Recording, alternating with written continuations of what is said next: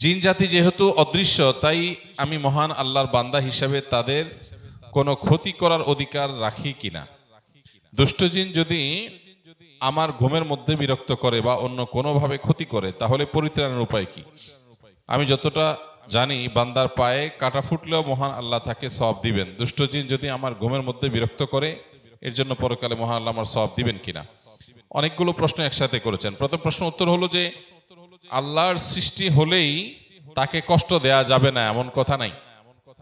আল্লাহ যদি কোনো সৃষ্টিকে সৃষ্টি করেন যেটা দিয়ে মানুষ উপকার হাসিল করবে, যেমন আল্লাহ তাআলা হালাল প্রাণীগুলো সৃষ্টি করেছেন মানুষের খাদ্য হিসেবে, অতএব তাদেরকে জবে করে খানা খাওয়া হালাল।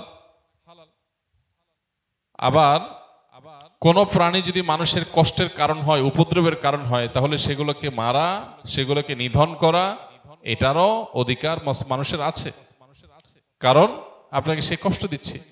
আর যদি কোনো প্রাণী আপনার কোনো কষ্ট না দেয়, কোনো ক্ষতি না করে, অহেতুক আপনি তাকে মারলেন, ক্ষতি করলেন, কষ্ট দিলেন, তাহলে সেটা অবশ্যই আপনার জন্য মাজমুম বা নিন্দনীয়, নিষিদ্ধ কাজ।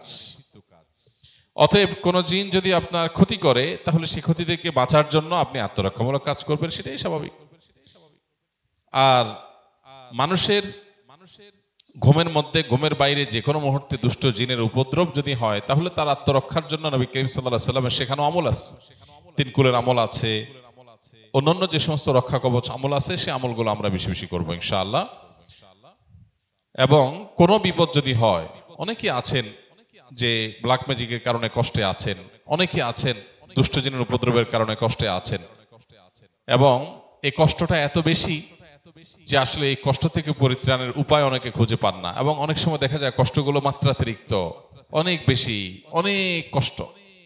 পরিবারের কেউ জিনে আক্রান্ত, দুষ্ট জিনে সওয়ার হয়েছে তার উপরে, কিংবা কোনো সেহের বা ব্ল্যাক ম্যাজিক করা হয়েছে কারোর প্রতি, তখন দেখা যায় যে ওই পুরা পরিবারের মানুষের ঘুম হারাম হয়ে যায়, পেরেশানি কোনো শেষ থাকে না। সন্দেহ নাই, যদি এটা থেকে আত্মরক্ষার জন্য তিনি রুকিয়া শরঈয়া, শরিয়া সম্মত ঝাড়ফুঁক বা রুকিয়ার আশ্রয় নেন, রুকিয়ার মাধ্যমে তিনি ট্রিটমেন্টের চেষ্টা করেন, পাশাপাশি এই বিপদে তিনি সবর করেন, ধৈর্য ধারণ করেন, অবশ্যই এর জন্য তিনি বিনিময় লাভ করবেন।